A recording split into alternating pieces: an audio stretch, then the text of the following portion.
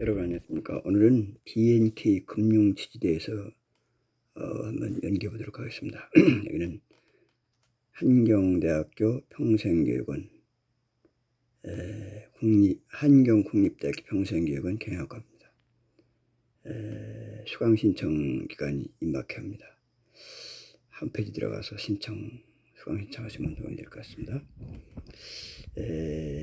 BNK 금융지주는 그 8월 10일자 배당 결적에 배당금이 실적면 결적에 배당금이 640원 배당으로 되어 있어요. 근데 주가가 6,410원입니다. 그러니까 배당금 나누기 현재 시가를 나누면 시가 배당 비율이 나오는데 0.006이 됩니다. 따라서 이걸 갖다가 퍼센트로 고치면 10.01%가 되겠습니다. 이 주식은 차트상 위치를 어떻게 정리할 시간이 있기 때문에 그냥 말씀드리겠습니다. 폭이 그렇게 많지는 않습니다만은 여기 이제 최저점을 640원을 7월 26일째 찍었습니다. 그런데 공격해도 660일은 그 최저점 가까이 공부할 수 있죠. 여기 보세요. 여기가 이제 최저점 6,410원입니다. 여기. 요때 되면 이게 뭐냐면 이게 10%가 되는 거예요. 여기서 이제 그 점에 거의 임박했다고 그런 거죠. 그래서 한번 팍 빠지면 될 수가 있는 거예요. 그러면 느리지 않은 다 힘이 좀 올라온다 하더라도 요 정도 되면 여기서 쌍바닥이라는 형태가 되는 거죠. 그리고 우상향 쌍바닥이 되는 거죠. 이게. 그래서 이 주식은 올라갈 수 있는 가능성이 임박해 있다. 물론 한두 번 조정을 있을 수도 있습니다만은 뭐 해봤자 전 최저점 나오는 거죠. 이 주식을 항상 배당 누린 주식을 가지고 있어야 손해를 줄 겁니다. 물론 투기도 중요합니다만은 원래 기본으로 돌아가야 됩니다. 투기는 항상 리스크가 존재하기 때문에 오래 못해요. 이런 주식들을 가지고 있으면 도움이 되지 않을까 이렇게 생각됩니다. 오늘은 BNK 금융지주에 대해서 생각해 보았습니다. 차트상이 그 부분 본다면 이렇게 있죠. 차점 찍고 올려 54 5장팔 쳤다 다시 내리고 내려서 54 5 폭발 또 다시 또 48 나름대로 있습니다. 이게 그렇게 빠지면 올라가고 올라가면 빠지고 빠지면 올라가고 그렇게 형성할 거기 때문에 이제 그런 재미있는 모양이 좀 있습니다. 공매도량을 말씀드린다면 공매도는 그렇게 뭐 많지 않습니다. 미미합니다. 공매도 쳤다가 줄어가는 과정입니다. 8월 10일 날 공매도 쳤는데 8월 10일 날 공매도가 줄어드는 그런 모양을 가지고 있죠. 그래서 이제 공매도는 좀 별로 신경 안 쓰고 있고, 그래서 오늘은 이 부담 없는 주식 롯데가 잘 했어요. 이 BNK는 부산은행입니다. 이게 부산은행인데 이 부산은행을 조금 더 본다면 그 배경은 부산은행인데 부산은행 이름이 바뀌어서 BNK를 다 바꾼 겁니다. 근데 이 주식은요 어떤 정지가 있냐면 이 종목 분석이 들어갈 적에 대주주가 뭐냐면 여기서 부산 롯데호텔의 6인역에서 지분율이 뭐냐면 10.03% 가지고 있습니다. 국민연금에서 8.47 가지고 있고 협성종합건업의 6인역에서 이제 5.25%를 가지고 있습니다.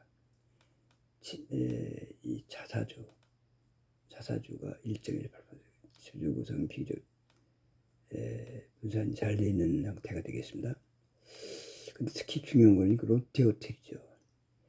롯데는 그 우리나라 그 투자를 가장 많이 하는 비율상으로 하면 10점 은행에서 이렇게 많이 투자한 데가 없습니다. 부산 롯데호텔인데 뭐 부산 롯데그룹이 여기 투자했다는 것은 일본에서 우리나라 한국 제일교포 가서 일본에서 했고 그 한일 국교가 정상화됨에 따라서 그 이 롯데가 한국 기업 발전에 큰 기여를 했습니다. 그 당시는 지급 보증이 없으면 돈을 줄 수가 없었거든요. 근데 이 롯데의 신교코가 일본에서 자리 잡고 있었기 때문에 그 보증을 해갖고서 했습니다.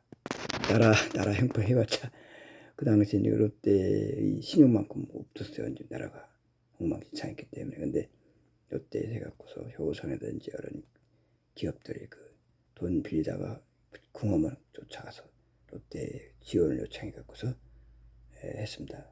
롯데는 그 당시 이제 그 한국을 이렇게 신격호가 애국자나 마찬가지죠. 그래서 그분이 그 사드 배치할 적에도 땅을 내준 사람이 신격호밖에 없습니다. 그래서 상당히 그 중국 때문에 상당히 손해를 많이 보는 상태에 됐습니다. 그런데 정의는 항상 이길 수가 있습니다.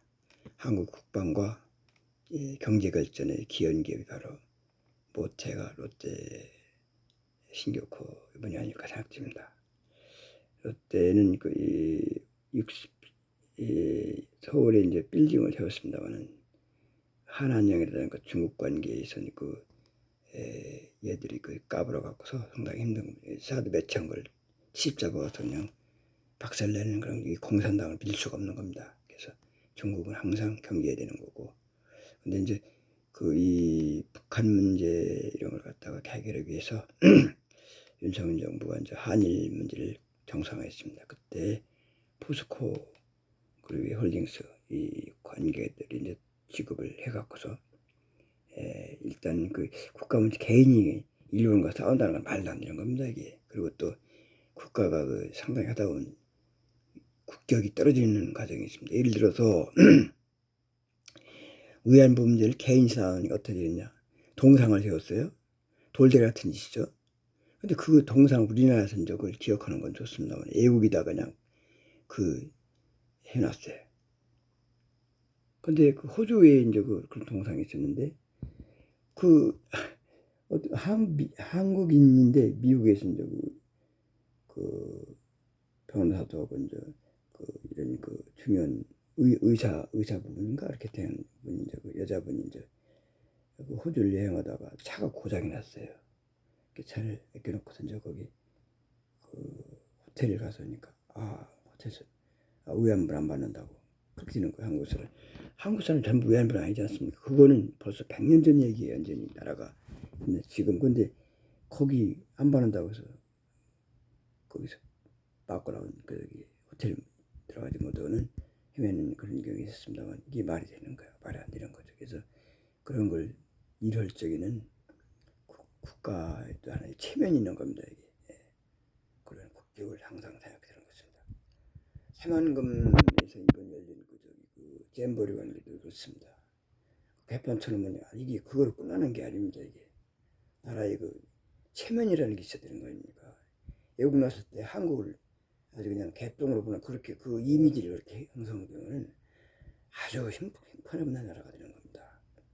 돈 때문에 도 중요하지만은 일을 해놓고서 먹는 것도 생각되는 거지. 그렇게 엉망진창을 해놓고서 그럼 어떻게 합니까 이게? 그건 나라 예산을 탕진시키는 광자폐라든지 가짜 이런 전자 진짜는 있습니다. 가짜가 다 들어가서 돈 빼먹고 공무원 들어가고 이렇게 하는 것도 돈 빼먹는 게 이력이 났습니다만 새만금을 통해서 이제 이런 것을 재조명될 것으로 생각됩니다. 그러나 끝마무리를 중앙정부에서 집중적으로 했기 때문에 제대로 된 거로 이렇게 생각됩니다. 한일 문제는 상당히 중요합니다. 우크라이나가 전역설치 도와준 나라가 누구냐면 폴란드였어요. 원래는 폴란드였으면 끝난 겁니다 완전히. 근데 폴란드는 원래는 폴란드와 그 우크라이나 관계는 아주 심각한 적대 관계였습니다. 왜냐면 옆에 나라가 서로 침범하고 왔다 갔다 하다 보니까 상당히 적대 관계입니다만, 그러나 일단 공산당에는 무자비한 소련이 공산당 세력들이 있는 푸틴 쳐들어적이는 이거는 보니까 자기 폴란드도 그냥 작살나서 그랬거든요. 폴란드는 한 주먹갈밖에 안 되는 거죠. 사실은 우크라이나는 큰 나라였거든요. 이게. 그래서 이제 그거를 이 폴란드가 망하면 폴란드는 우크라이나가 공산화되면은 소련에 뺏게 되면은 이쪽 폴란드는 자동적으로 이제 거의 다 넘어갈 수 있는 상황이기 때문에, 그러나 폴란드 정치인들은 상당히 현명했던 것 같습니다. 그냥 국난을 많이 당하다 보니까 독일에도 당하고 이렇게 소련에 당하고 여러 가지 국난을 하다 보니까, 그래서 항상 남을 믿지 않고 전쟁 준비 물자 같은 걸 그냥 고사했던 겁니다. 우크라이나는 약간 밑에냈고 전쟁 준비를 안 했던 거야 완전히. 그래서 이제 폴란드 통해서 이렇게 됐습니다만 부산 우리나라도 마찬가지로 타산치라고 하면 되겠죠. 폴란드와 우크라이나 관계, 한국과 일본과 관계도 약간 관련이 있다는 것을 말씀드리겠습니다. 미국에서 도와주고 싶어도 금방 안 됩니다. 고점이 있어야 되는 거죠. 미국에서 도와주고 싶어도 직접 국가는 안 되는 거예요. 이게 폴란드를 거점을 해석했기 때문에 지금까지 잘 견뎌왔고 힘들긴 과정입니다만 절대 패하지 않고 이렇게 정의를 지키는 그런 과정이 있다고 생각됩니다. 북한이 막강한 군대를 가지고 있습니다만, 우리도 막강합니다만, 얘들 핵이라고 하는 것은 이게 상당히 피우는 거거든요. 핵 가지고 있는가 없는 것과는 하늘과 땅의 차이예요. 그럼 핵이 있는 북한과 주변에 있는 6.25 때 도와준 북한과 예를 들어서 1.4.5 때 중공군들이 참여해 고생했던 중국 핵이 있습니다. 소련도 핵이 있죠. 그런데 우리는 핵 없는 나라가 북한과 싸워서 이거 힘듭니다. 그래서 이제 이거를 극복하기 위해서는 미국 혼자도 안 돼. 일본이라는 중간 거점이 있어야 되는 겁니다. 전쟁이 날라와서 미국 날라와서 어떻게 전쟁합니까? 중간 거점이 있었죠. 그 거점 역할하는 것이 바로 일본입니다. 이게 이제 다 우리가 넘어갔던 거예요. 근데 일본에 와서 거점을 시켜서 거기서 이제 물자 같은 걸 거기서 거점에서 물론 일본이 그래서 이제 돈을 벌긴 있습니다만은, 그러나 그게 이제 우리나라를 지켰다는 의미가 있는 거죠, 완전히. 그래서 그거를 정상화시켰다. 한미일 정상화시킨다는 것은 상당히 우리는 튼튼한 국방을 담보할 수 있는 길이 되는 것입니다. 옛날 얘기하지 마세요.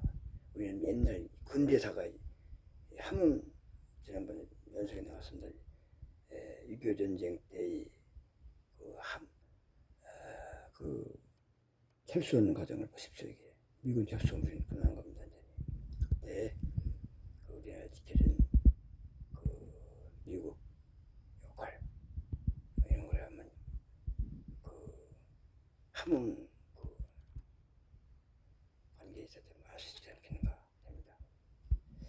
6.25 역사, 현대 역사, 이것이 우리 진정한 역사지 지금 100년 옛날 부닥다리 같은 거 하면 안 됩니다.